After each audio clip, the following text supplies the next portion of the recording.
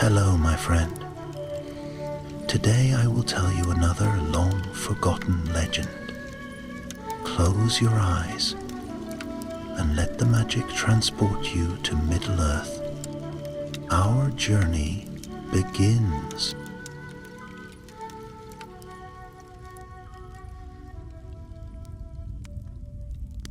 Long years of shadow had passed, and Gondor now stood renewed.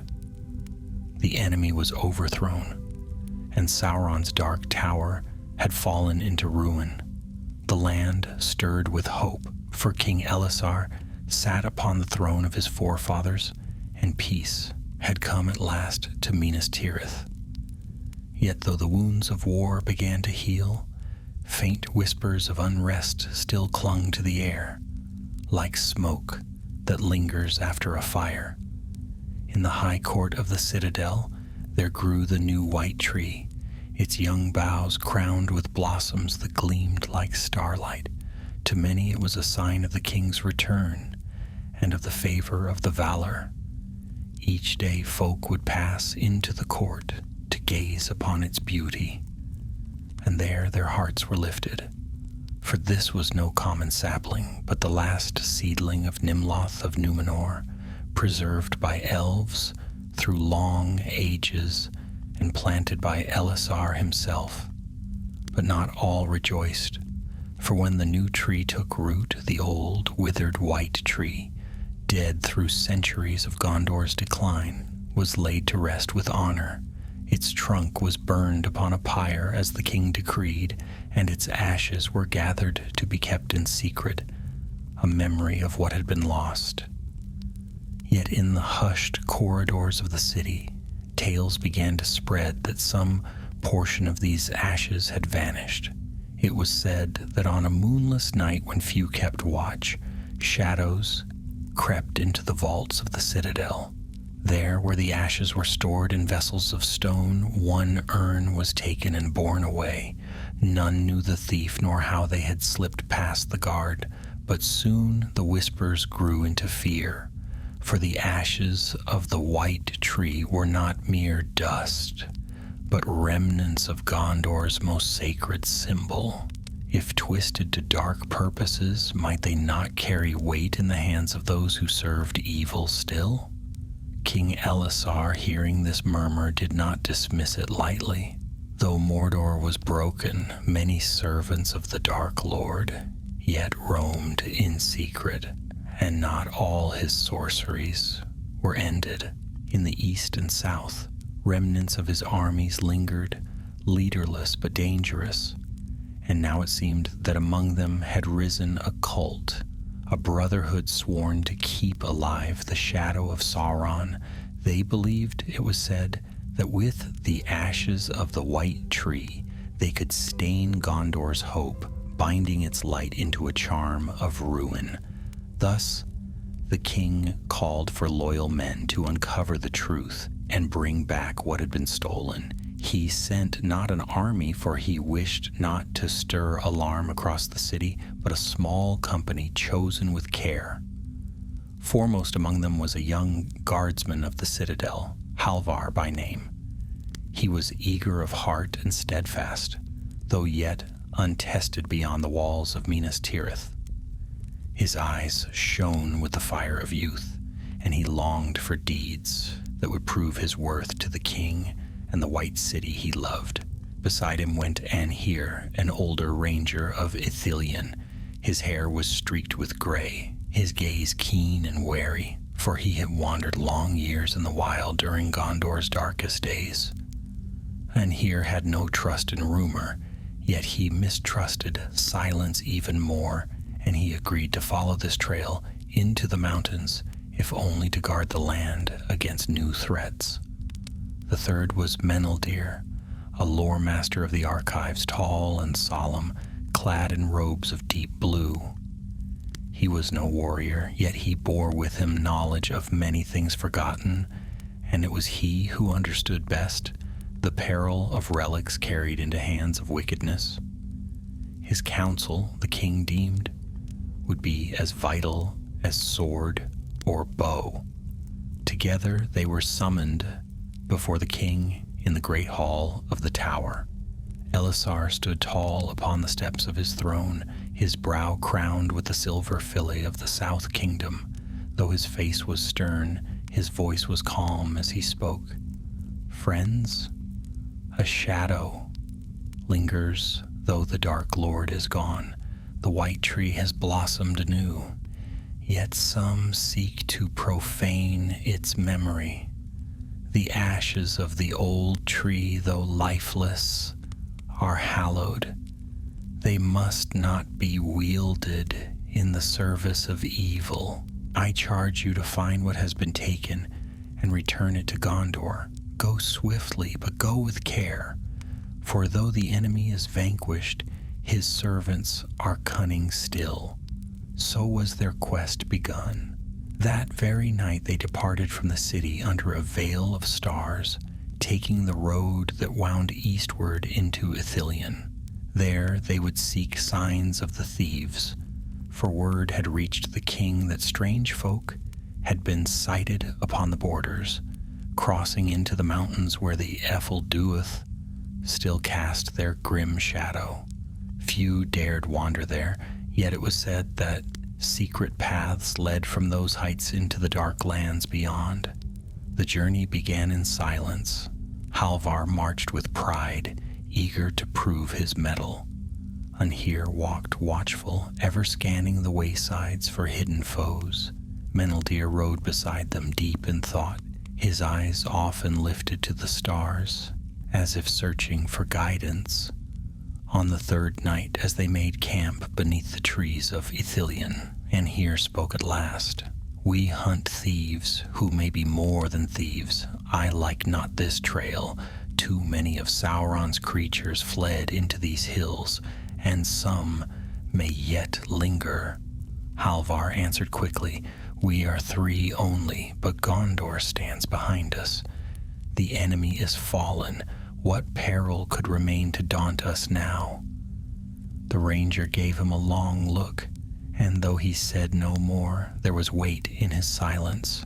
Meneldir broke the pause with words low and thoughtful. Think not that all evil perished with the ring. The fire of Sauron has gone out, but embers smolder still, and embers may kindle flame again. Thus warned, they slept lightly that night, and ere dawn they were roused by distant sounds upon the wind, harsh cries echoing through the passes. The hunt had truly begun. The dawn in Ithilien was pale and cold, though the land was healing from the long years of shadow. The soft light fell through the trees, glimmering on leaves still heavy with dew. The company rose quietly, breaking their fast with little more than dried fruit and bread, for they wished to waste no time in pursuit. Halvar felt the thrill of the journey stir in his blood. He had never before left the safety of the White City. Now every rustle of the undergrowth, every bird call echoing across the glades, seemed charged with meaning. He walked proudly, his hand often resting upon the hilt of his sword, though he had yet to draw it in earnest battle. Anhir, by contrast, moved with the steady patience of one who knew the wilds. He bent low at times, reading the faint signs in the earth. A broken twig, a scuff upon a rock, prints half hidden by fallen leaves. Each trace, he said, belonged not to beasts but to men, and recent at that. 2, perhaps 3, Anhir muttered as he knelt beside the trail. They keep to the hollows and the narrow ways, avoiding open ground. Whoever they are, they do not wish to be seen. Halvar leaned forward eagerly. Then we have them. If they are so few, we can overtake them quickly. But the ranger shook his head. Do not mistake swiftness for wisdom. If they are but stragglers, then perhaps. Yet if they are scouts, there may be more waiting beyond. Best we keep our pace steady and eyes sharp. Meneldir listened as he adjusted the strap of his satchel, which was heavy with scrolls and maps. He was no warrior, and the strain of the road pressed on him more than the others, yet his gaze was intent. "The lore of the White Tree speaks of blessing and memory," he said softly, "but relics can be twisted. If these thieves are what I fear, they will not guard the ashes for their own sake. They will carry them to darker masters, and for that purpose they will endure any hardship." So they pressed on, leaving behind the bright glades of Athelion and climbing into more barren ground. The trees thinned, replaced by jagged ridges of stone and patches of coarse grass. The Efelduath loomed in the east like a wall of shadow, their black peaks veiled in mist. Though the Dark Lord had fallen, the mountains still bore the memory of his malice. The air grew colder, harsher, and at times a silence fell so deep that even Halvar's eager heart began to falter. By midday, the trail led them to the mouth of a narrow pass. Here the ranger halted and raised his hand. He crouched low, studying the dust of the path, his brow furrowed. "They passed this way," he whispered. "3 of them, and they were in haste." Halvar's eyes brightened. "Then we are close behind." But Anhir's voice was grim. "Closer than I would wish. See here, these prints are deeper than before, and the stride is long. They ran, yet not from us. Something drove them onward." Even as he spoke, a shrill cry rang across the stones, harsh and piercing. Halvar stiffened, gripping his sword, and Meneldir flinched as if struck by cold wind. The cry came again, nearer this time, and was answered by a second voice, guttural and cruel. Anhir rose swiftly.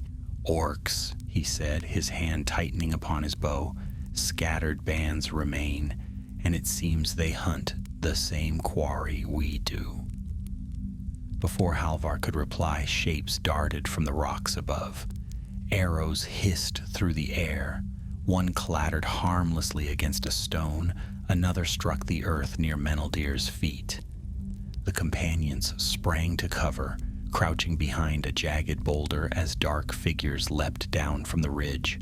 Halvar's heart thundered, yet pride and fear mingled within him. At last his sword was drawn, gleaming in the pale light. The orcs snarled as they rushed, their weapons crude but deadly.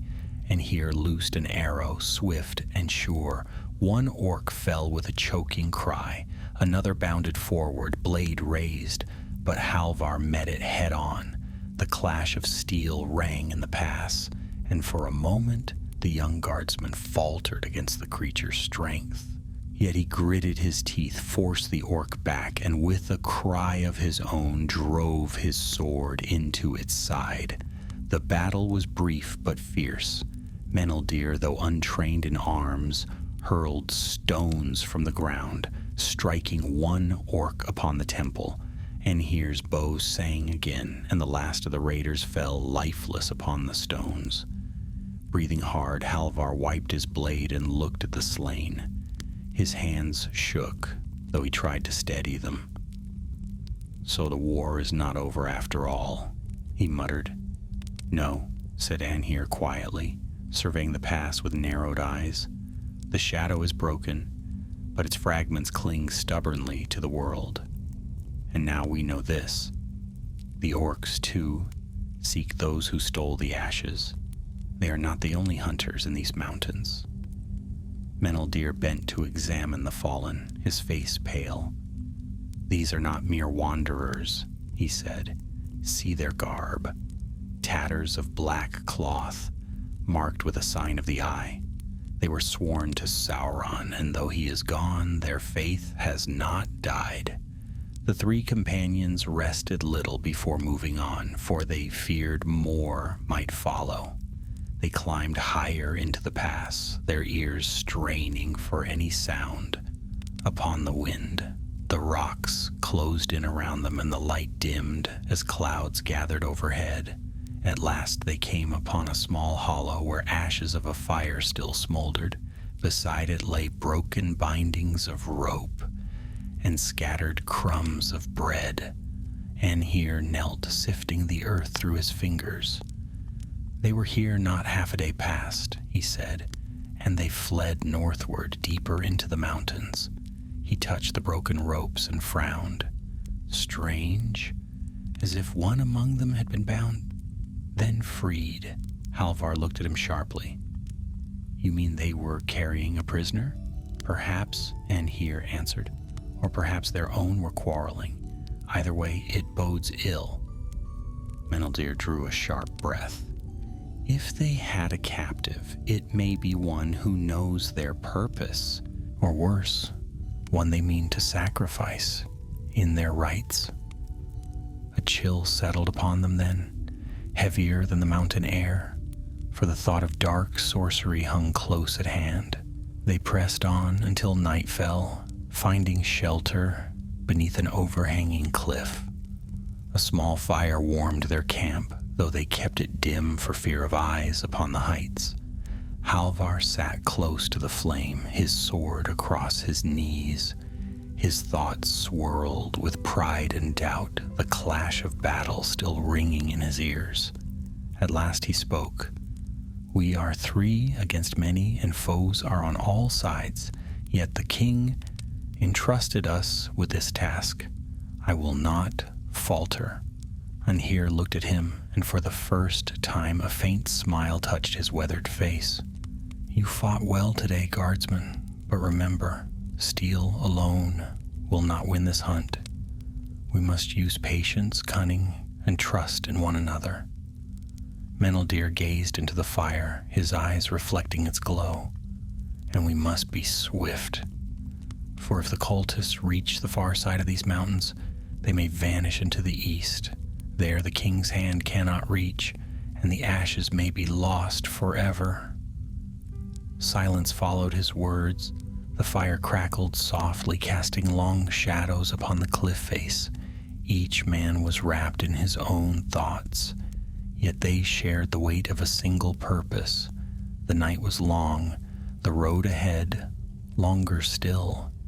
But in the darkness of that wild place, 3 hearts were bound by duty, and though fear lingered, so too did hope. And so, as the cold wind whispered through the stones, the hunt pressed ever onward. The night was restless. Though the fire burned low, and though Anhir had set careful watches, the mountains gave little comfort. Every shift of stone or sigh of wind seemed like a footfall in the dark, every echo a whisper from unseen foes. Halvar dreamed of orc cries and the white blossoms of the tree mingling strangely together, until he woke before dawn with his heart thundering. When morning came at last, a thin mist clung to the cliffs, veiling the heights. They ate little, for their supplies were light, and Anhir urged them onward swiftly. He was uneasy, and his eyes searched always the ridges above. The trail grows clearer, he said, pointing to fresh scuffs in the earth. Our quarry hurries north, toward the old watch roads that once guarded Gondor's borders. If they reach those ruins, they may find shelter we cannot breach. Halvar's heart stirred with both eagerness and dread. Then we must reach them first, he said. So they pressed forward into the narrowing pass. The rocks rose higher around them, jagged like the teeth of some great beast. At times they were forced to climb, scrambling over boulders and ledges slick with mist. At other times the path wound so narrowly that they passed in single file, walls of stone looming on either side. By midday they reached a high ridge where the land dropped away into a deep hollow. There Anhir motioned for silence, and they crouched low behind a screen of rock. Below them lay a camp. 3 men sat huddled beside a meager fire. Their cloaks were travel-stained, their faces shadowed by hoods. One of them clutched a small bundle bound in cloth and leather, which he held with reverence, almost fear. Even at that distance, the companions knew what it must be. The ashes, Meneldir breathed, his voice scarcely more than a whisper. Halvar's hand tightened on his sword hilt. Then let us strike now while they are but three. But Anhir caught his arm. Look closer. From the dark edges of the hollow, other shapes moved, low and crouched. Orcs, their skin gray and mottled, their eyes glinting cruelly. They circled the men like wolves biding their time. Halvar drew back with a hiss. They are surrounded. Anhir's gaze was grim. So it seems, and it will not be long before the orcs spring. The three companions lay hidden, watching as the scene unfolded. One of the men rose suddenly, shouting defiance, and brandished a short blade. An orc snarled and lunged, but the man struck quick and hard, driving the creature back. His fellows joined him, and soon the hollow rang with the clash of steel and the guttural cries of the orcs. Halvar shifted impatiently. We cannot let them fall. If the orcs take the ashes, they will be lost to us. But Meneldir's voice was urgent. Nor can we reveal ourselves too soon. If those men serve the cult, they are no allies of Gondor. The orcs may slay them, and thus rid us of thieves without our aid. Anhir frowned, his bow half raised. True, yet if the orcs prevail, we shall have to fight them ourselves, and they are many. Better to strike now, while confusion reigns. A choice hung before them, sharp and pressing. Halvar's young heart leapt toward action, while Meneldir counseled caution. But Anhir, weighing both, made his decision swiftly. He loosed an arrow. It flew straight and true, striking an orc through the throat. The creature fell, and chaos broke in the hollow. The thieves staggered in surprise. The orcs howled in fury. And in that moment, Anhir rose with another arrow already drawn. "Now!" he cried. Halvar leapt to his feet and charged down the slope, sword flashing. Meneldir followed more slowly, clutching a stone in one hand and his satchel in the other. The battle in the hollow was fierce and desperate. Orcs turned at once upon the new arrivals, snarling and snapping their crude blades. Halvar clashed with one, driving it back with a furious shout, while Anhir's arrows struck down two more before they could close the distance. Meneldir hurled his stone, striking an orc upon the brow, and the creature toppled with a curse. The three thieves, bewildered by this sudden turn, hesitated only a moment before joining the fray. They fought with rough skill, blades flashing in the dim light. One of them, the tallest, fought with surprising strength, cutting down an orc with a single blow. The bundle he had carried lay upon the ground beside the fire, wrapped tightly still. At last, the orcs broke and fled, leaving their dead strewn upon the earth. Their cries echoed into the mountains as they vanished into the mists. The hollow grew quiet, save for the harsh breathing of the men. Halvar lowered his sword, his chest heaving. He looked at the thieves with wary eyes. "The ashes," he demanded, pointing to the bundle. "They belong to Gondor." The tallest man, his hood fallen back to reveal a scarred face, laughed bitterly. "Belong? To Gondor, or to the king who sits high in his tower? These ashes are more than symbols, boy. They are power, and power must not be hoarded by one man alone." Meneldir stepped forward, his voice firm. "You speak folly. The ashes are hallowed. They cannot serve your ends without bringing ruin." The scarred man sneered. "So the lore master speaks. I know what you are, scholar. You think all things should lie in dust, preserved in your scrolls, but these ashes breathe with memory, with fire. They can light a new flame, one not bound to your king. And here raised his bow, arrow nocked and ready. Enough. You will hand them over, or you will not leave this hollow alive. The thieves exchanged glances. One of them, pale and trembling, shifted uneasily, but the scarred leader only tightened his grip upon his blade. Before more could be said, a sound split the air, a horn, long and low, echoing across the ridges. It was no orc horn, but something older, deeper. The companions froze, and even the thieves looked about in sudden fear. Anhir's eyes narrowed. Others are near, and they summon their own.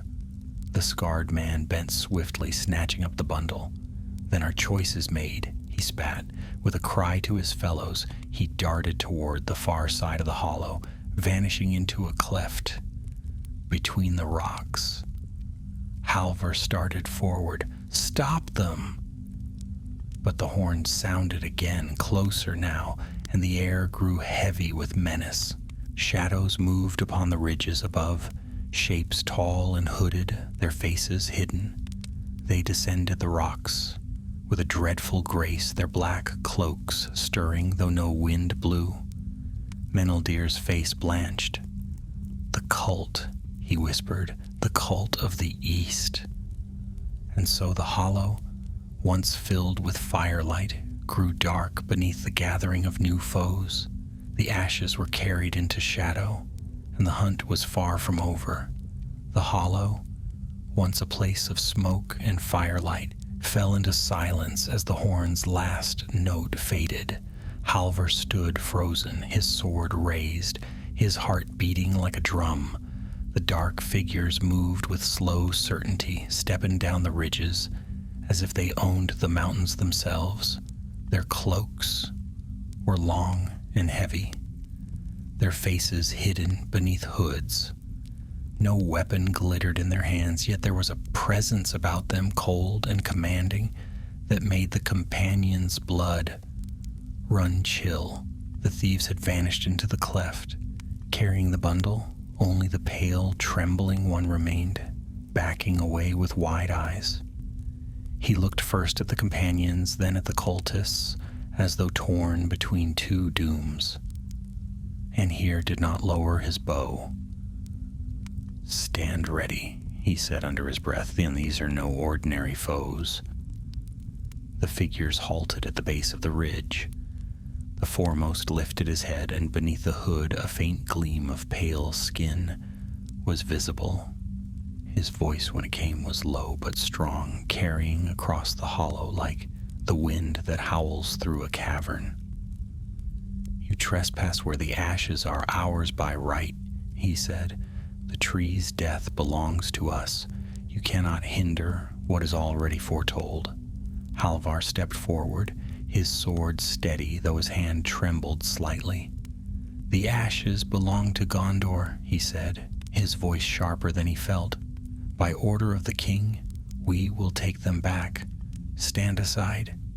A ripple of laughter moved among the cultists, not mocking but eerie, as though they shared some secret joke. "Young guardsman," the leader said softly, "your king's days are numbered. The white tree blooms now, yes, but life is fleeting. Ash endures. In the ashes lies truth. The fire of Sauron is quenched, but his memory smolders, waiting for breath." Meneldir spoke, his tone firm despite the unease in his eyes. "You dare profane what is sacred? The tree is no mere token, it is the heart of Gondor's hope. What you seek will only corrupt and destroy." The leader tilted his head. "Hope? Hope is the lie kings tell to bind men to their thrones. We do not destroy hope. We burn it, so that from its ashes we may shape a purer flame." At that, Anhir let his arrow fly. It sang through the air toward the speaker's chest, but in an instant the man raised a hand.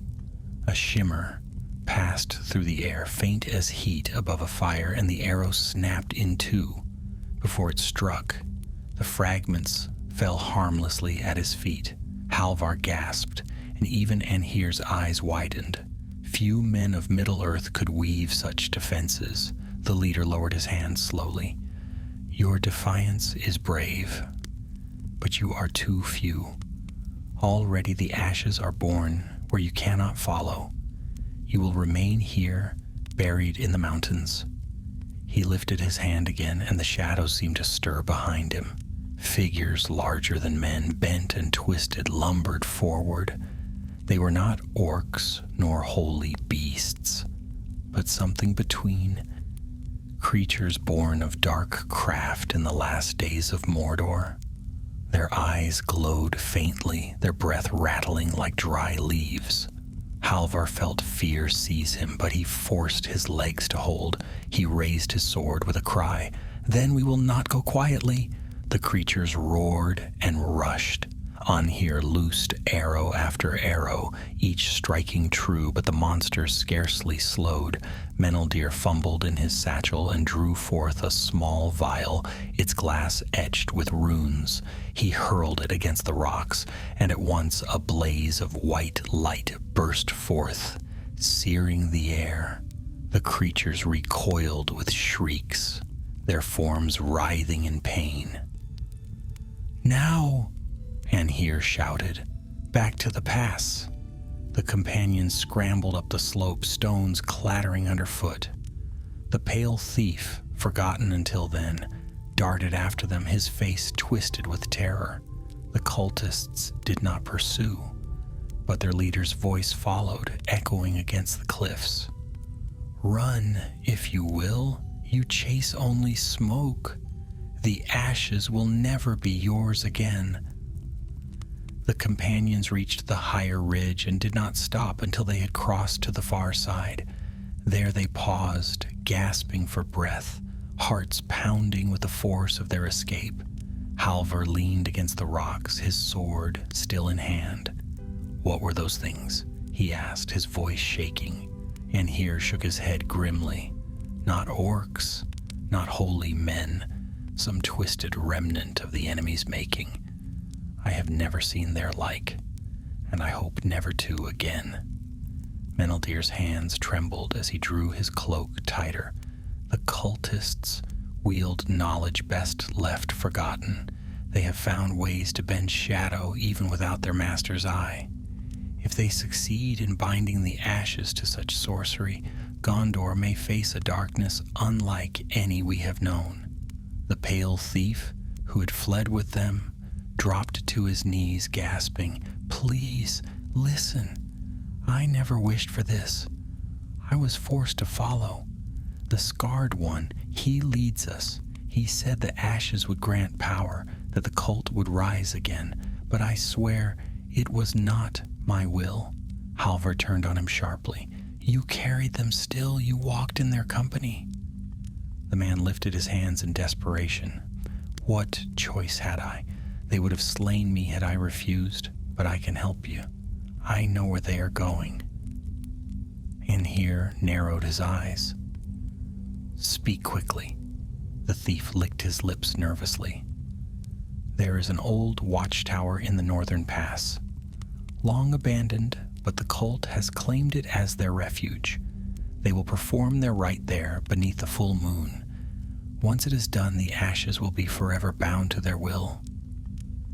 Meneldir's face grew pale. Then we have little time. The moon is nearly full already. Anhir's voice was grim.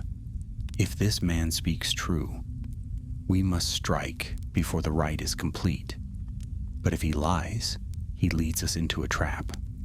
Halvar looked at the trembling thief, then at his companions. His young face was set with determination. Trap or no, we cannot turn back. If we fail, Gondor will suffer for it. We must go on. The ranger studied him for a long moment, then nodded slowly. Very well, but trust must be earned, not given freely. You will walk before us, thief, and one false step will be your last. The man swallowed hard and bowed his head. "I understand." So they set forth again, their path now leading deeper into the mountains, guided by a man whose loyalty was doubtful. The air grew colder, the rocks steeper, and the sense of unseen eyes followed them with every step. Halvar marched with his sword at the ready, his courage tested but not broken, and here kept to the shadows, his bow always near. Meneldir muttered quiet words of lore beneath his breath, as though warding off the evil that pressed close upon them. Above, the clouds drifted apart, and the pale disk of the moon shone down upon the mountains. Its light was cold and clear, casting long shadows across the path. And in those shadows, somewhere ahead, the ashes of the white tree awaited their fate. The mountains were merciless. Cold winds poured through the passes, howling against the cliffs and tearing at cloaks. The path wound like a serpent, sometimes vanishing altogether among the rocks. Halvar had never known such silence as lay between the gusts of air. An oppressive stillness that seemed to weigh upon the heart. The pale thief stumbled often as he led them, his steps clumsy and his eyes darting. He gave his name as Baranor, though none of the companions knew whether to believe it. His face was gaunt, his beard unkempt, and fear clung to him like a shadow. Yet his knowledge of the trails could not be denied.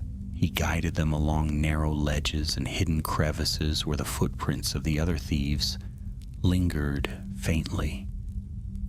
Halvar walked close behind, hand always upon his sword. He mistrusted Baranor deeply, but he could not forget the terror in the man's eyes when the cultists had descended upon the hollow. It was not the look of a willing servant. Still, he kept watch, ready for any sign of betrayal, and here was less forgiving. "A man who carries ashes against his will," the ranger muttered as they climbed a steep slope, "would sooner throw them away than guard them for weeks. Mark me, this one has dipped his hands in shadow. If he turns upon us, my arrow will be quicker than his tongue." Baranor flinched at the words, but said nothing. Meneldir, walking at the rear, tried to soften the sharpness between them. Desperation makes slaves of many, and here. Not all who serve darkness do so by choice. The ranger gave him a grim look. And not all who beg forgiveness deserve it. Trust is a luxury we cannot afford. The path steepened, forcing them into silence. The rocks tore at their boots, and the wind grew sharper as clouds gathered again above the peaks. Hours passed, marked only by the steady crunch of their steps and the ragged breath of their guide. By evening they reached a narrow ledge that overlooked a deep ravine. Across the gap, perched upon a ridge like a vulture's nest, stood the ruin of a tower. Its stones were cracked and blackened with age, its battlements crumbled. Once perhaps it had guarded Gondor's borders. Now it stood abandoned, a lonely scar upon the mountains. Baranor lifted a trembling hand toward it. "There," he said hoarsely, "the Tower of Karsirith. The cult gathers there." Halvar's heart quickened. At last, the trail had an end, but Anhir's sharp eyes scanned the ruins with caution. Too soon to rejoice. Look well, the place is not empty. And indeed, faint figures moved among the stones. Hooded men climbed the battlements, setting torches that burned with a strange green-tinged flame. Others carried burdens into the tower's dark maw. The sound of chanting drifted faintly across the ravine, low and unsettling, like the hum of bees in a hive. Meneldir shivered. "They prepare already. The rite will begin with the rising of the moon." The companions drew back from the ledge, hidden by the rocks. Halvar turned swiftly to Baranor. "Is there another way in?" A hidden path? The thief shook his head, his eyes wide. No, only the bridge remains. A narrow crossing of stone. If you attempt it, they will see you long before you reach the gate. And here frowned. Then we must wait until darkness deepens, when their eyes are fixed upon their rights. Wait too long, Meneldir warned, and the ashes will be bound beyond reclaiming. The moon is nearly full.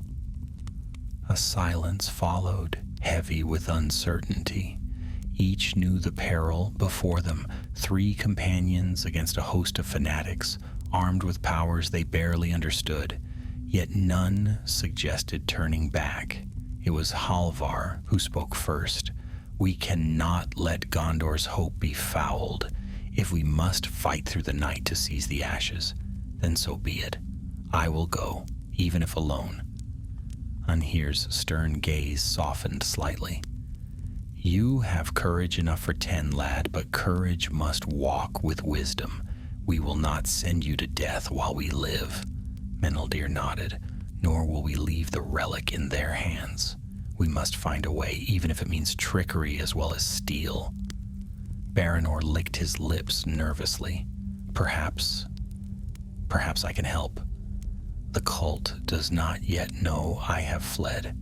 If I return with you as captives, they may allow us through the gate.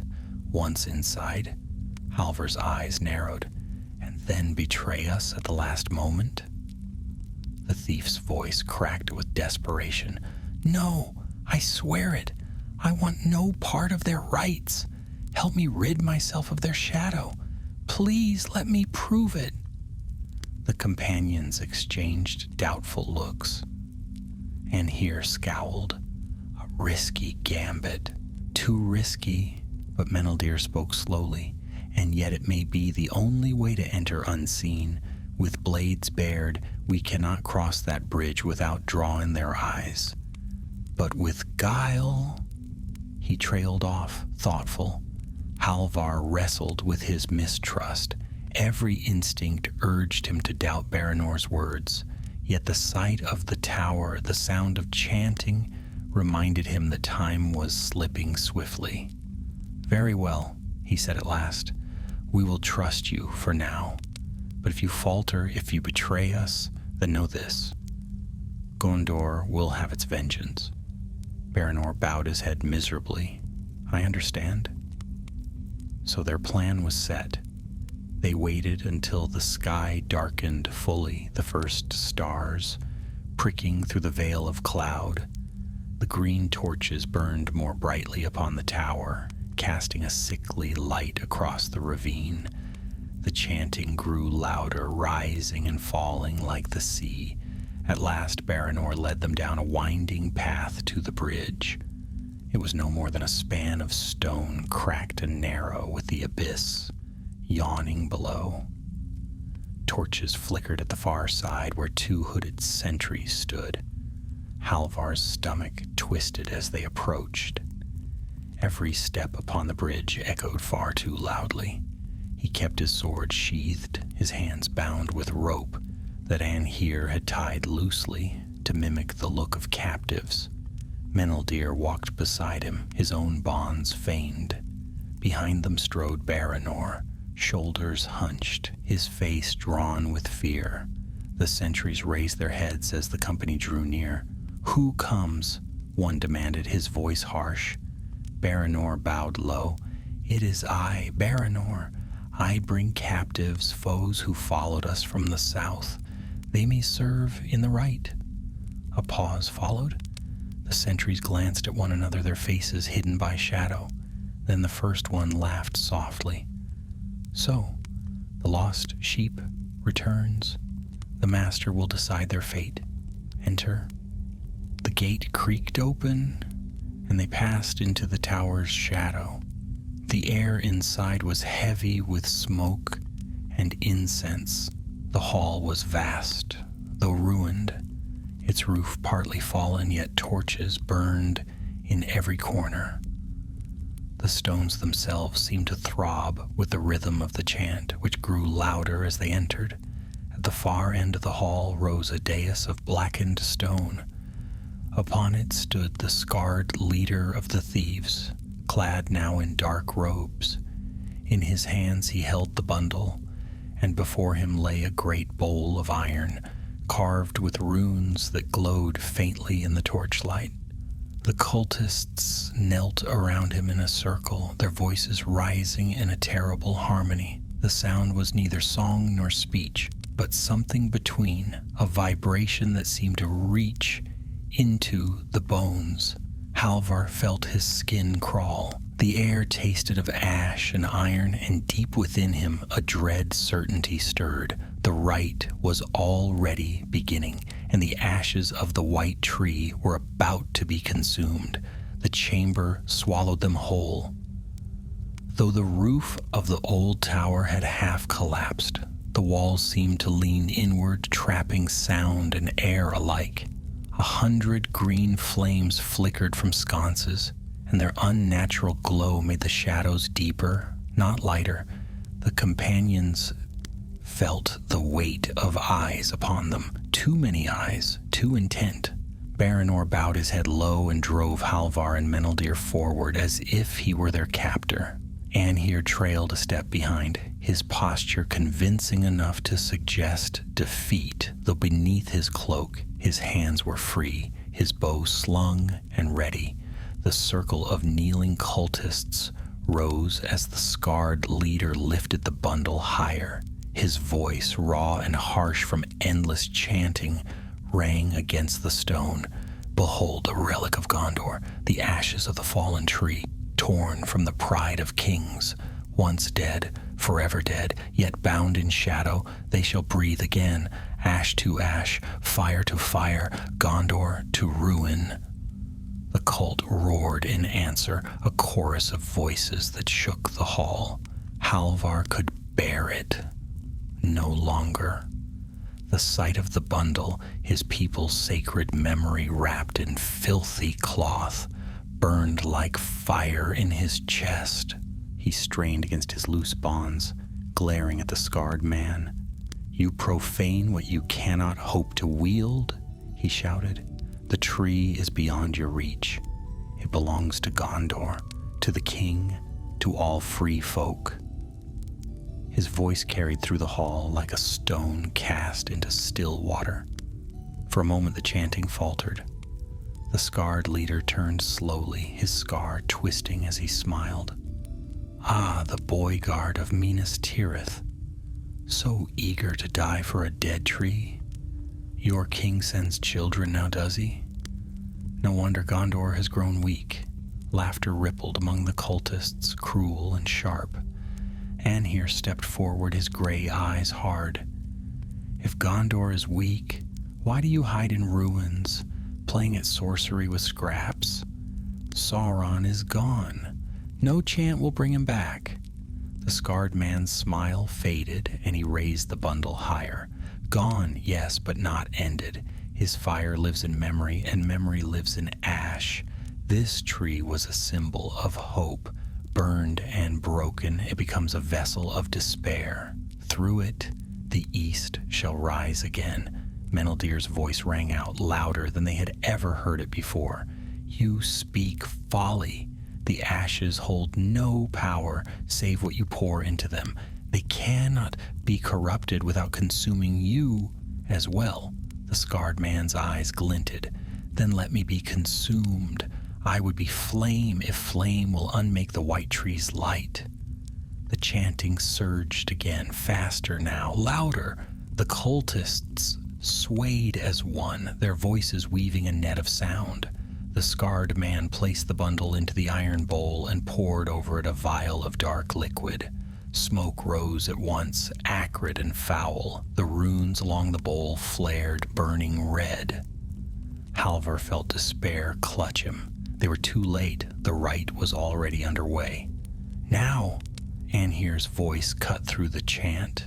He tore free his bow and loosed an arrow in a single motion. The shaft flew across the hall and struck the scarred man in the shoulder. The leader staggered, the bundle slipping sideways in the bowl. chaos erupted. Halvar snapped his bonds and drew his sword, charging into the circle of cultists. And Anhir's arrows fell swift and deadly, striking down those who reached for blades. Meneldir rushed to the dais, his hands raised as he chanted words of elvish lore, his voice straining to break the rhythm of the cult's dark hymn. Baranor, caught in the storm, looked torn between flight and loyalty. At last he seized a fallen dagger and cut Halvar's last rope clean. "Go," he shouted. "Take it before it is too late." Halvar leapt onto the dais. The scarred leader roared with fury, blood staining his robe, and seized the bundle with both hands. The smoke poured around him, cloaking his form. In shadow, his eyes blazed with unnatural fire. "You cannot stop it now," he cried. "The ashes are ours." Their swords clashed. Halvar, though younger and less seasoned, fought with the fury of one defending all he loved. The scarred man's strength was terrible, almost more than human, yet Halvar pressed him back, step by step. Meanwhile, the cultists surged around Anhir. He fought like a wolf among hounds, arrows flying until his quiver was spent, then drawing his long knife and striking with swift, silent skill. Meneldir's chants filled the hall with countersong, sparks of white light bursting each time his words struck against the cult's rhythm.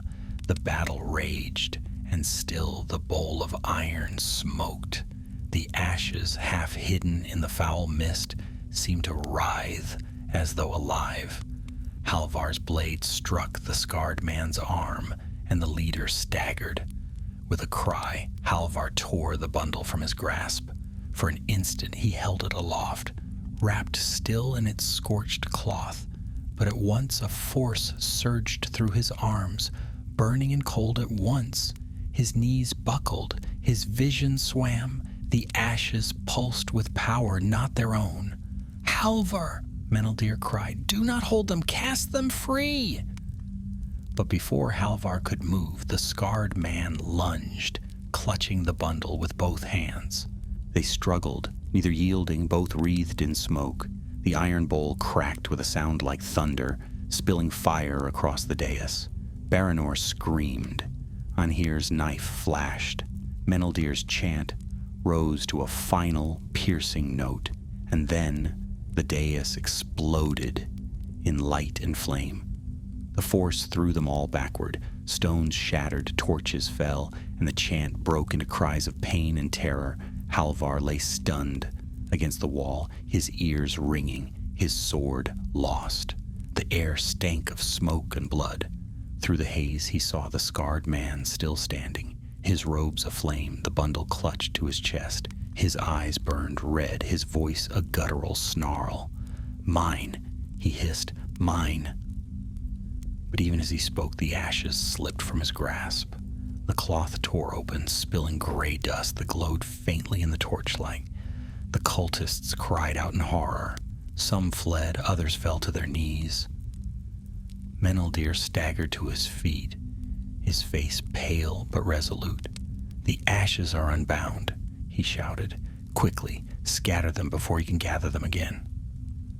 Anhir dove forward, scooping a handful of the dust and flinging it across the stones.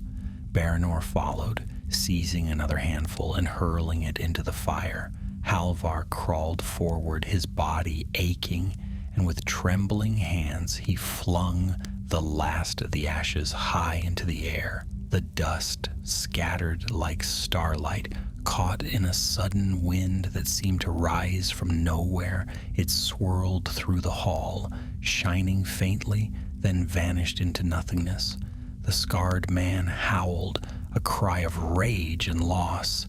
His body shook, the fire consuming him at last. With a final scream, he fell into the broken bowl, and the flames closed over him. Silence followed. The cultists who remained broke and fled into the mountains. The companions stood among the ruin, bloodied, breathless, but alive. The ashes were gone. burned, scattered, released. No hand of darkness would claim them now. Halvar sank to his knees, staring at his empty hands. For a moment he felt only grief, as though a part of Gondor's memory had been lost forever. But then Meneldir laid a hand upon his shoulder. "Do not mourn," the lore master said softly. "The ashes have served their purpose. The white tree blossoms still. What is past has been returned to the wind where no shadow may bind it." Halvar lifted his gaze. The green flames had guttered out. The tower lay broken, its evil undone. Yet outside, beyond the ruined walls, the moon shone bright and pure upon the mountains. The white tree lived. Gondor endured. But Halvar knew this was not the end. The cult had fled, scattered but not destroyed. Shadows lingered still in the world, and their watch was far from over. The tower smoldered long after the last cultist fled. Cracked stones glowed faintly in the dying fires, and the stench of smoke clung to every corner of the ruin. Outside, the cold wind keened across the mountain ridges, sweeping ash and cinders into the night. Halvar sat slumped against a wall, his face streaked with soot. His body ached from the blast, and his arms still tingled where the ashes had burned him. Yet he was alive, and the relic that had haunted them was gone, scattered beyond all grasp. Anhir paced the shattered dais, his knife still in hand. He moved with the restless caution of a hunter who knew the prey was not truly gone. His sharp eyes followed every shadow, his ears strained for any sound beyond the crackle of fire. Meneldir leaned heavily on his staff, his robe torn, his hair singed. He looked older than ever, yet there was a light in his eyes, a quiet relief. "It is done," he said softly. "The ashes are freed. Their memory will return to the wind, and no hand of darkness will bind them again." Baranor sat apart from them, head bowed, his hands trembling. He had fought beside them in the end, yet the mark of his former loyalties lingered heavy upon him. No one spoke to him at first. At length Halvar stirred, pushing himself upright with effort. His young face was drawn, but his voice was steady. "We have done what we set out to do. The king's charge is fulfilled. Gondor will not suffer from this sorcery." Anhir stopped pacing and looked at him grimly. "Fulfilled, yes. But the cult lives still.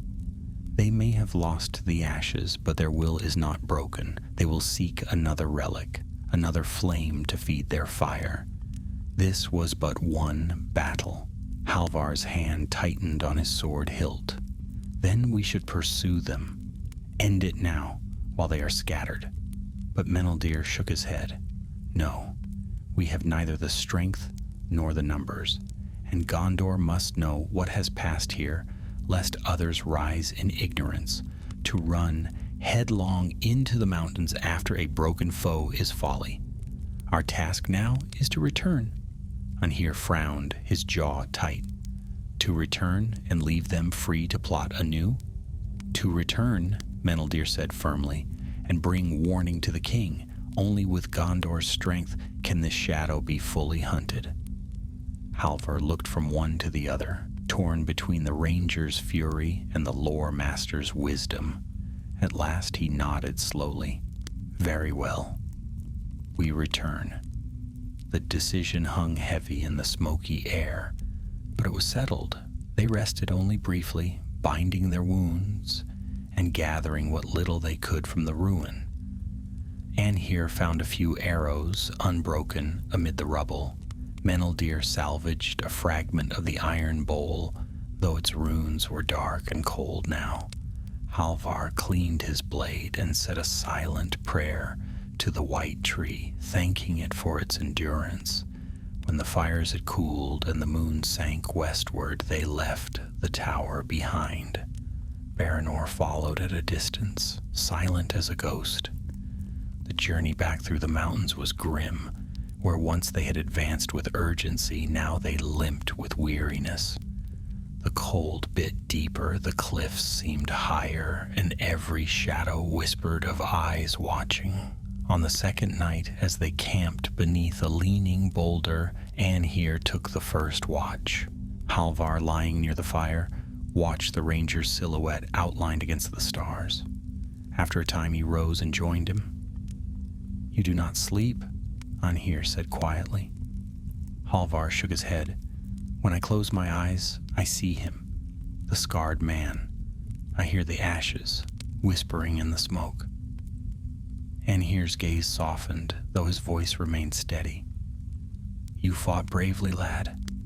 Few men could have stood against that sorcery and lived. Do not carry shame for what you saw." Halvar hesitated. "Do you think we were right, scattering the ashes? Part of me wonders if we destroyed a piece of Gondor's history." The ranger was silent for a long while, his eyes fixed on the dark ridges. At last he said, "History is not stone or ash. It is carried in the hearts of men who remember. The white tree blooms again in the king's court. That is history enough." Halvar let the words settle, and for the first time since the tower, he felt a small measure of peace. Later, when Meneldir took the watch, the lore master sat with Baranor. The thief had kept his distance all day, eating little, speaking less. "You risked your life in the end," Meneldir said gently. "Why?" Baranor's eyes glistened in the firelight. "Because I was tired of running. I followed them out of fear, but fear eats the soul. When you struck against them, I saw another way. I do not ask for pardon, only a chance to walk free of their shadow." Meneldir studied him a long moment. "Freedom comes not only from escape, but from what you choose after. Gondor may yet grant you that chance if you prove yourself worthy." The thief bowed his head, and no more was said.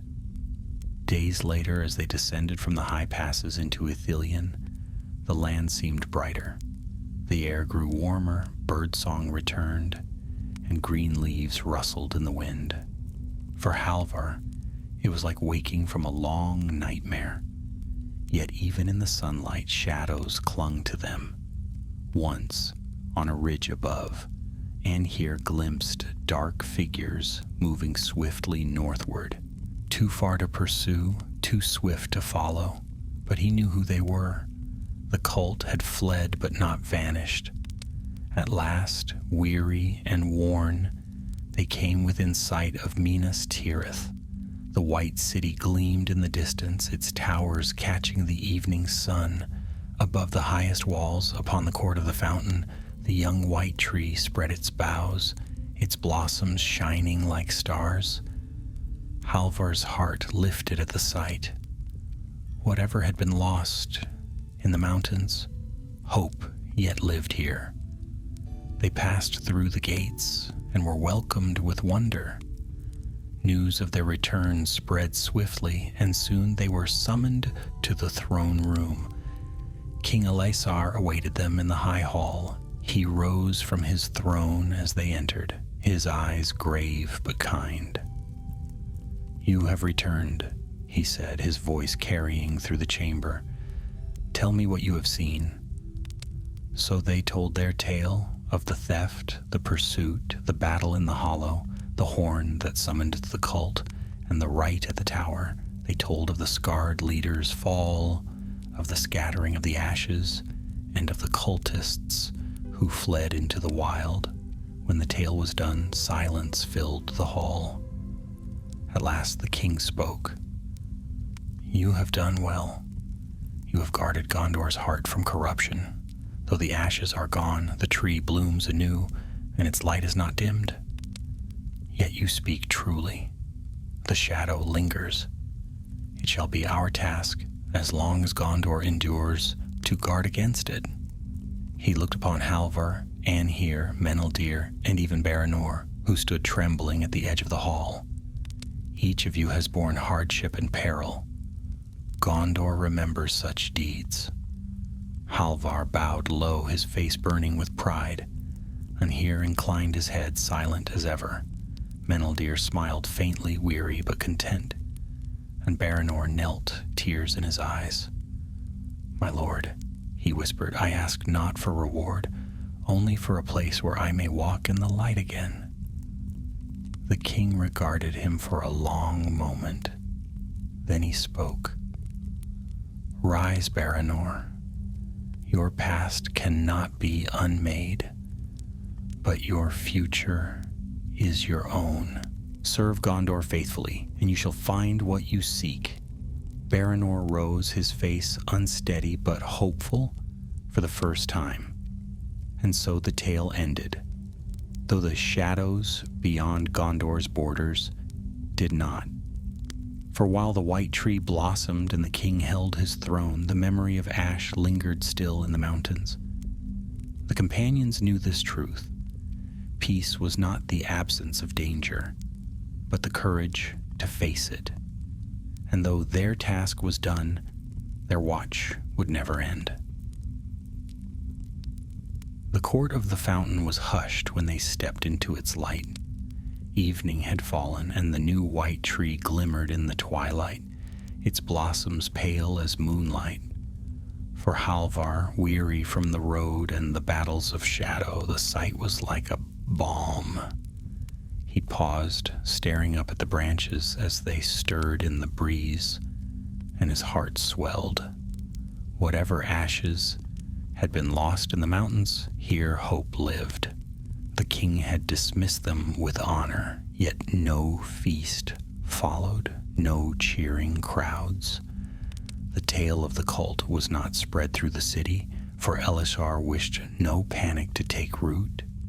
Instead, the company was sent quietly to rest, and the white city continued in its nightly rhythm, unaware of the darkness narrowly averted. Halvar was given leave to return to the barracks of the guard, but when he lay down upon his cot, sleep did not come.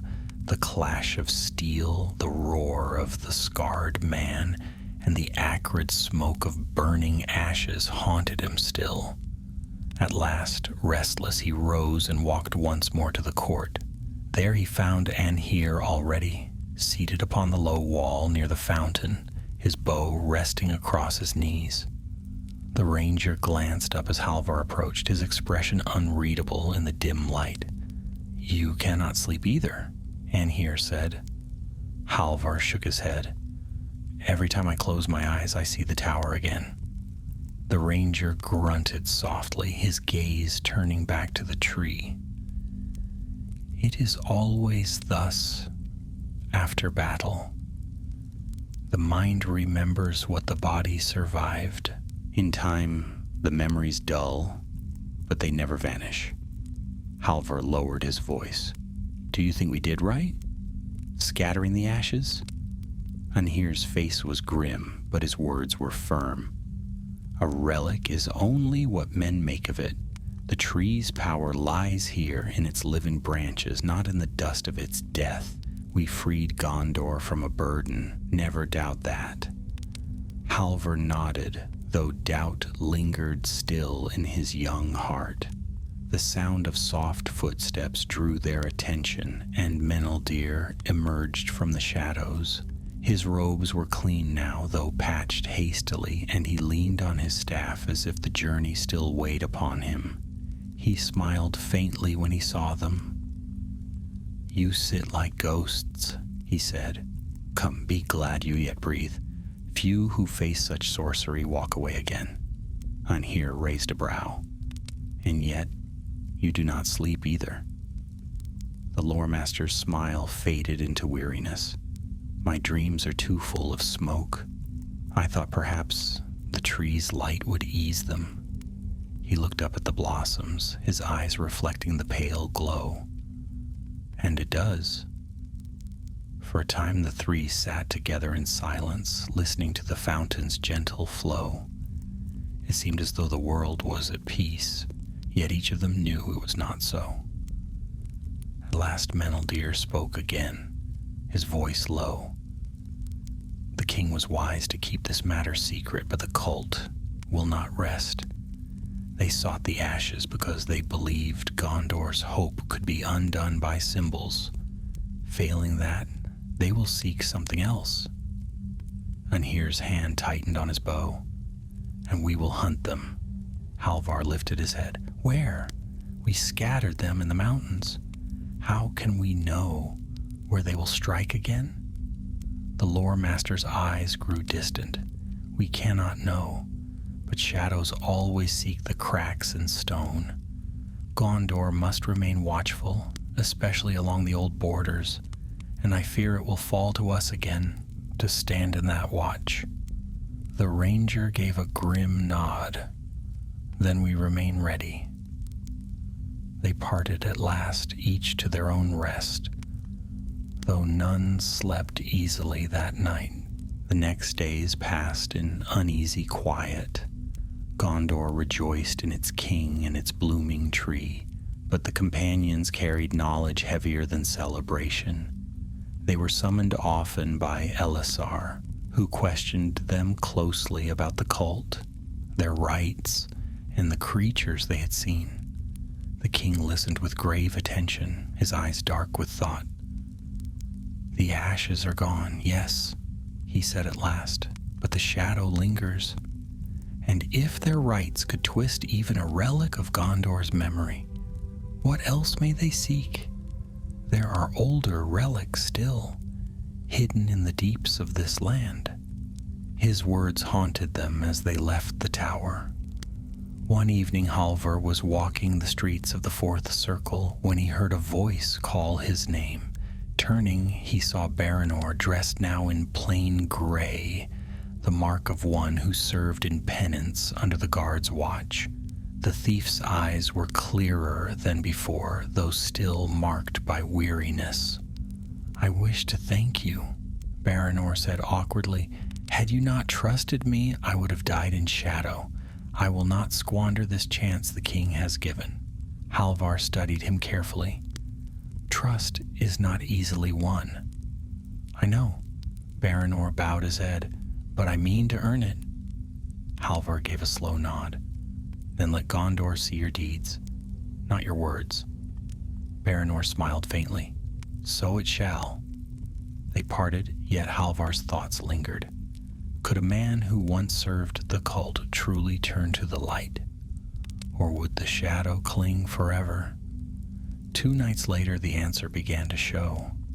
Anhir had taken Halvar with him to the eastern gate, where rangers still patrolled Ithilien. The night was quiet, the stars bright, when a breathless rider arrived, his horse lathered with sweat. "From the east," the rider gasped. "A village near the river burned. The people fled to the woods, but they speak of hooded men chanting in the dark." Halvar's stomach turned cold. He glanced at Anhir, whose eyes had gone hard as stone. "They move swiftly," the ranger said. "We scattered their right, yet already they rise again. The ashes were not their only design." He turned to Halvar, his voice sharp with resolve. "Tell the king, gather Meneldir. We ride at dawn." Halvar's heart leapt with fear and determination both. Their journey was not ended. It had only begun anew. The cult had slipped their grasp, but their claws were reaching elsewhere, and Gondor's watch would not rest. The morning broke with a pale light, the kind that seemed to carry no warmth. The white city stirred awake, merchants raising their shutters, children chasing one another through the streets, the bells of the citadel tolling faintly above. Yet for Halvar, there was no sense of peace. He had risen before dawn, summoned by Anhir's words the night before. The ranger stood ready at the eastern stables, his bow slung across his back, his expression grim. Beside him, Meneldir had arrived with scrolls tucked beneath his cloak, muttering quietly to himself as though already shaping counsels for the road. Halvar led his horse from the stall, his heart heavy with anticipation. He had thought their task ended when the ashes were scattered. Now, hearing of villages burned and shadows chanting again, he realized the battle was far from over. "The king knows?" Halvar asked as he mounted. Anhir nodded. "I spoke with him at dawn. He sends us east with his blessing, though no army rides at our side. Gondor cannot appear to march against phantoms. Our task is to uncover the truth and strike swiftly as before." Meneldir added, "The king fears that if the cult gains strength, others may flock to them. Those still loyal to Mordor, those hungry for power. Better to quench the fire before it spreads." Halvar tightened his reins. "Then let us not waste time." The three set out through the eastern gate. Their cloaks fluttered in the wind.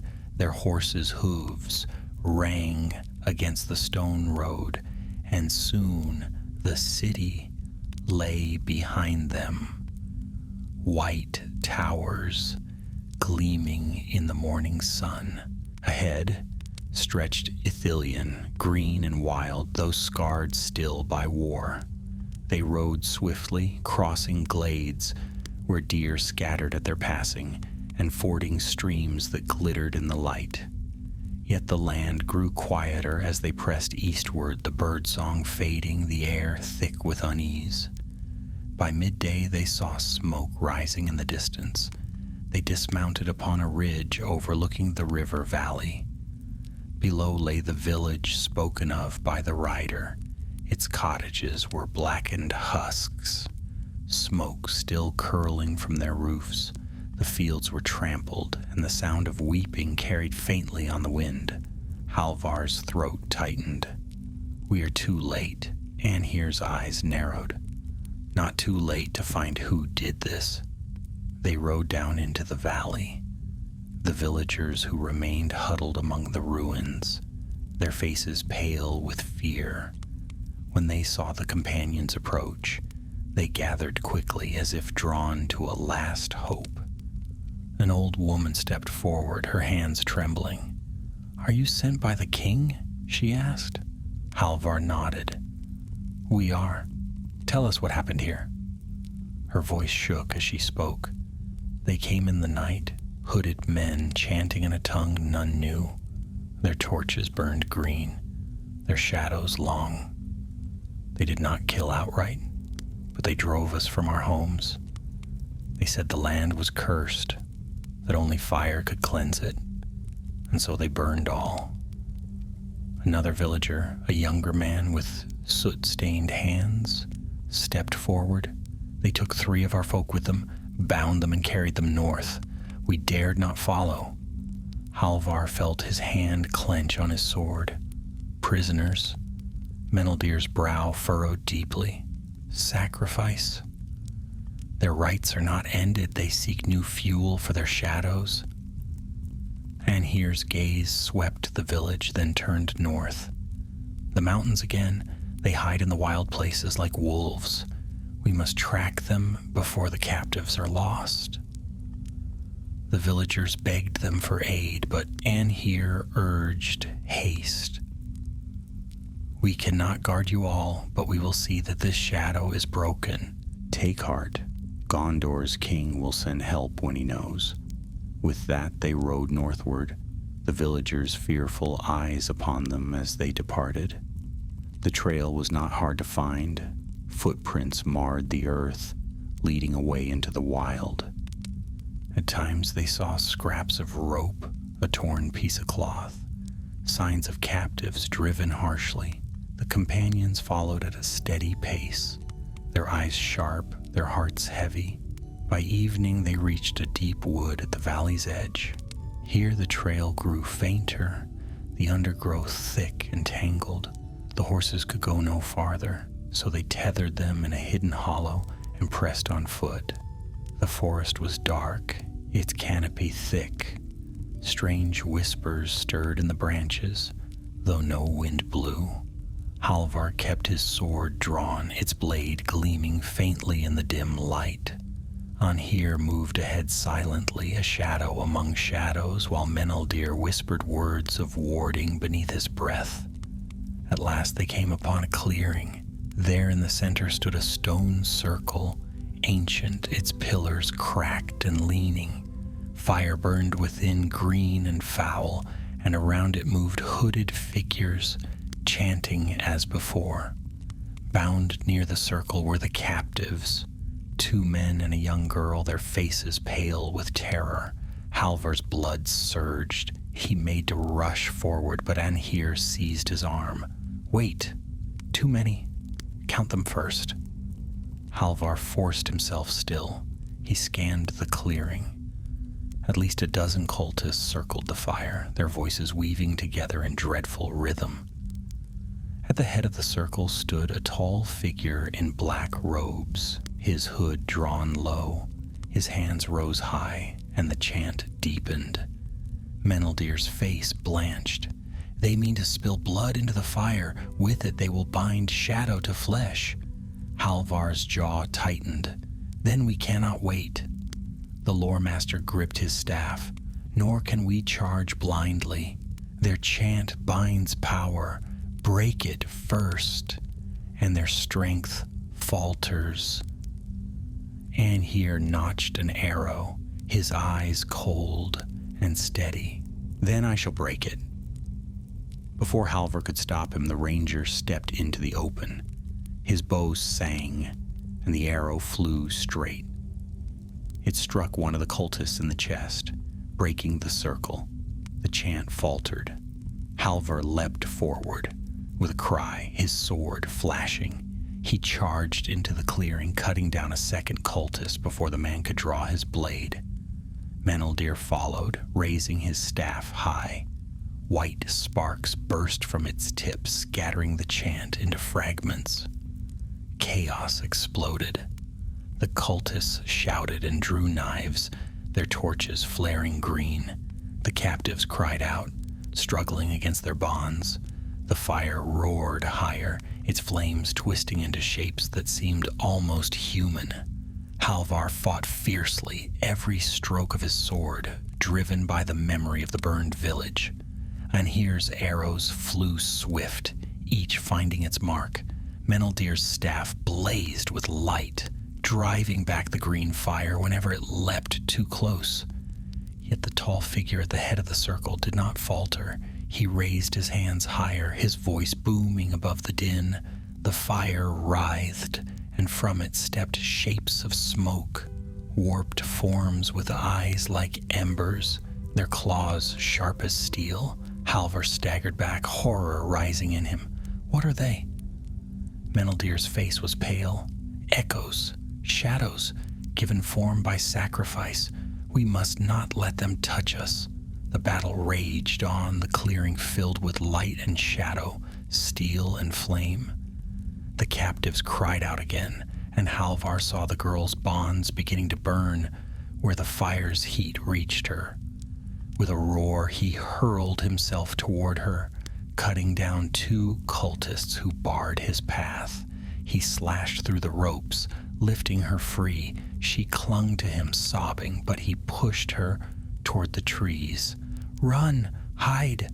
Behind him, Anhir drove his knife into the heart of a shadow echo, its form scattering into smoke. Meneldir struck the ground with his staff, sending a shock wave of light through the clearing. Several cultists fell, clutching their heads, their chant broken at last. The fire shrieked, a sound not of this world. The tall figure stumbled, his spell unraveling. He turned, and for the first time his hood slipped back, revealing a face pale as bone, eyes black with malice. "You cannot silence us," he cried. "The east will rise, with or without your tree." Halvar's sword gleamed as he charged, and the clash began anew. The clearing roared with fire and fury. Halvar's blade rang as it met the cult leader's curved knife. Sparks leapt into the night, and the echo of the clash carried through the forest like a bell. The man's strength was greater than Halvar expected, his movements quick despite the heavy robes. His pale face, lit by the fire, was twisted with rage. "You are children of a broken realm," the leader spat, driving forward with a sudden thrust. "Your king's peace is nothing but a dream, and dreams burn easily." Halvar gritted his teeth, forcing the blade aside. "Gondor is not broken," he shouted, his voice straining over the roar of the flames. "It stands, and it will outlast your shadow." The man laughed, a terrible sound, and struck again. Halvar staggered, his arms aching, but he held firm. The memory of the white tree's blossoms filled his mind, steadying him. He would not falter, not while Gondor's hope still lived. Around them, battle raged. In here, fought with the deadly calm of a seasoned hunter. His arrows had run dry, but his long knife flashed in the firelight. He moved with the surety of one who had hunted in shadow for years, striking and vanishing, cutting down cultists before they could even cry out. Yet for each he slew, another pressed forward. Sweat streaked his brow, but his eyes remained sharp and cold. Meneldir stood at the circle's edge, his staff glowing with white light. He spoke in a tongue older than Gondor itself, words of elvish lore that broke the rhythm of the cult's chant whenever it tried to rise again. Sparks danced at his feet, and each time the green fire leapt, his light drove it back. But the strain showed in his face, his voice hoarse, his hands trembling from the effort. The freed captives stumbled into the trees, urged onward by Halvar's cry. Yet two still remained bound near the circle, their ropes singed by fire. Anhir saw them and pushed toward them, cutting a path with fierce strokes. But the shadows born of the flames moved to block him. Smoke twisted into shapes, limbs and claws, eyes glowing like coals. They struck with inhuman speed, forcing Anhir back step by step. His knife tore through one, scattering it into smoke, but another lunged immediately, its claws raking across his arm. Blood stained his sleeve, but he did not falter. "Meneldir," he called sharply, "break them!" The lore master lifted his staff high, summoning the last of his strength. He slammed it against the ground, and a wave of white light burst outward. The shadows shrieked, their forms unraveling. For a moment, the clearing was filled with a blaze brighter than the moon. It was enough. Anhir darted forward, his knife flashing, and cut the ropes binding the two captives. He pushed them toward the trees. "Run," he ordered. "Do not look back." They obeyed at once, vanishing into the dark. But the leader saw, his face contorted with fury. "Fools! You think you saved them? Their blood was meant for the fire. Without it, the rite fails, but I shall spill yours instead." He struck Halvar with a force that nearly broke the guardsman's guard. Halvar stumbled, his sword slipping, and the man loomed above him, his knife raised high. At that instant, Anhir hurled his dagger. It spun through the air and struck the cult leader in the shoulder.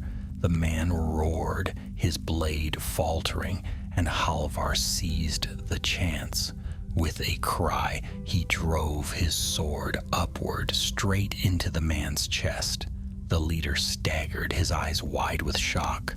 Blood stained his robes, and the green fire flared wildly as though feeding on his rage.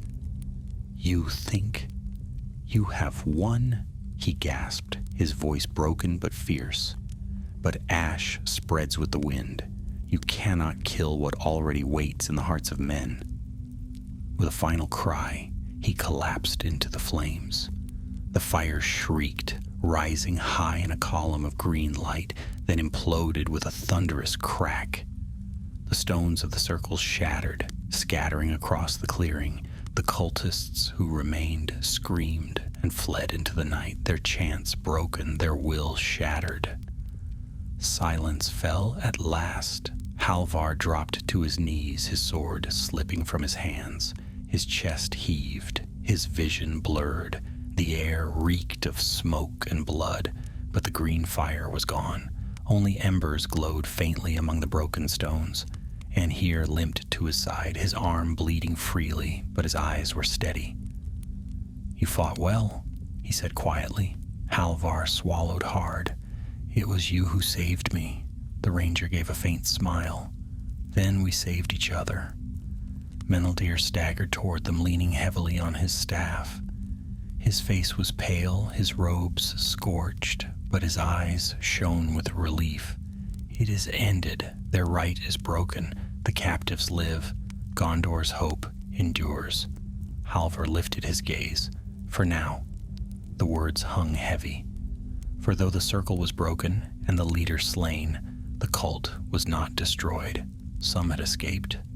And his last words lingered in Halvar's mind. "Ash spreads with the wind." They gathered what little they could from the clearing, and here bound his wound with a strip of cloth, refusing help. Meneldir examined the broken stones, murmuring words of warding to ensure no fragment of power lingered. Halvar searched the fallen cultists, but found nothing save crude knives and tokens marked with the Eye of Mordor. When the captives returned timidly from the trees, their eyes wide with fear and gratitude, Halvar felt a measure of peace. They were safe, and that mattered. By dawn, the companions had led them back to the ruined village. The people wept with joy to see their folk returned, and they hailed the three as saviors. Yet Anhir only shook his head. "We are no saviors. The shadow is wounded, not slain. Guard your homes well, and trust in the king. Gondor will not forget you." The villagers pressed food upon them, what little remained, and blessed them as they departed. As they rode west again, weary but unbroken, Halvar looked once more toward the mountains. The peaks were shrouded in mist, their dark ridges sharp against the sky. Somewhere among them the cultists who had fled were hiding, licking their wounds, plotting anew. "They will rise again," he said quietly. "Yes," Meneldir agreed, "but so will we." The tree blossoms still. Its light is stronger than their shadow. Anhir rode silently, his eyes fixed on the horizon, yet Halvar thought he saw a flicker of pride in the ranger's weary face. The road stretched before them, long and uncertain. The battle at the circle was over, but the war of shadows was not. And the companions of Gondor would not rest until it was. The ride back to Minas Tirith was long, yet lighter than the journey east. The captives were safe, the circle broken, and the green flames extinguished. Still shadows clung to their thoughts. For Halvar, each hoofbeat on the road seemed to echo the cult leader's final words. "Ash spreads with the wind." He wondered if the man had spoken truth, if darkness could indeed creep unseen through the hearts of men, waiting only for a spark. And here, though grim, showed little of his thoughts. He rode with steady silence, his wound bound but not healed.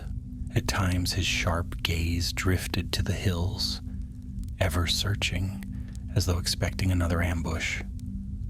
Meneldir leaned wearily in his saddle, his staff bound across his back. His strength was not what it had been when they had first departed the city. Yet his eyes gleamed with quiet purpose. He murmured often to himself, words of lore and remembrance, as though preserving every detail of what had passed. At last, after many days, the white city rose before them once more, gleaming in the sun. Its towers reached high, its gates strong, and the sight filled Halvar's heart with pride. however dark the world might be beyond. Minas Tirith stood unbroken. The guards at the gate saluted as they entered, and word of their return spread quickly.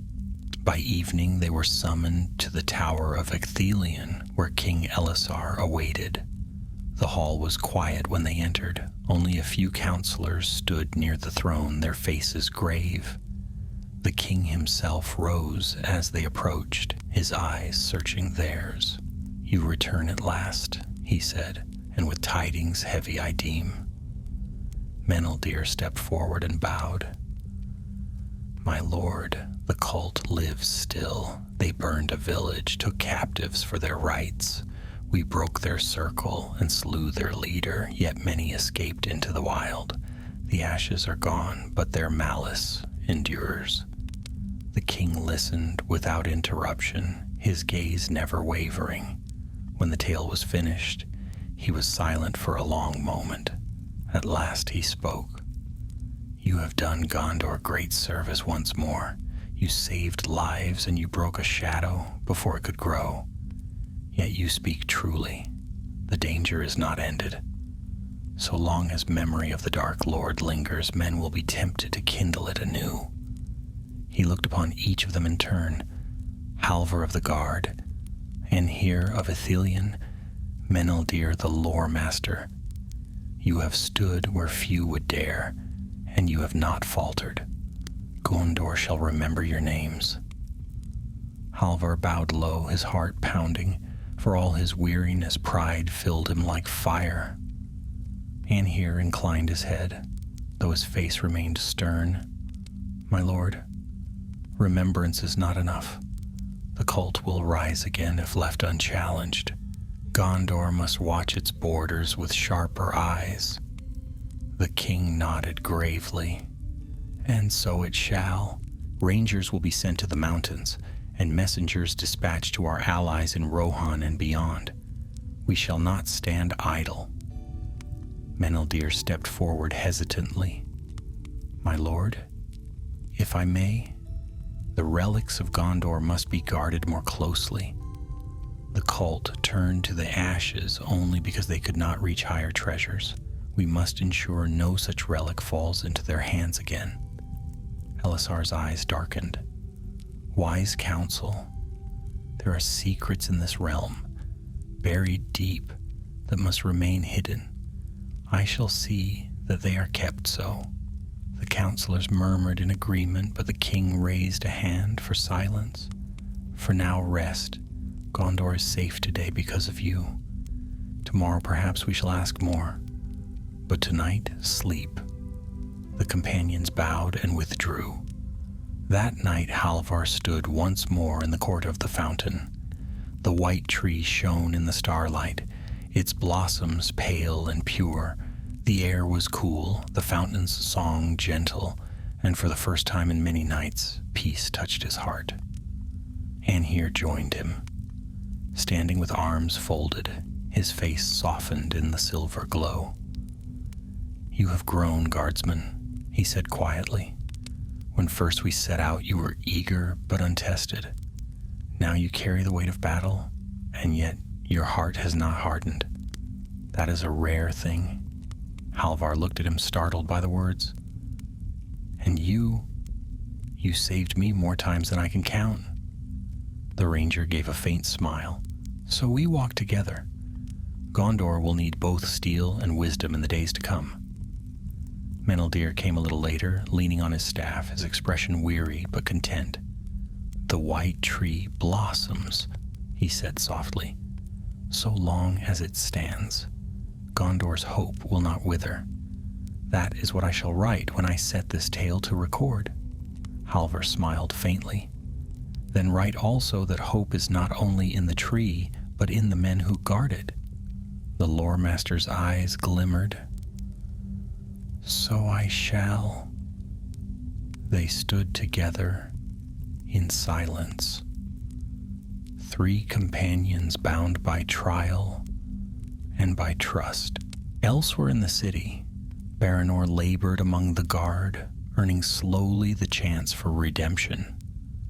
The villagers rebuilt their homes with Gondor's aid, and though the cult had fled into shadow, its grip broken for now, Gondor stood watchful.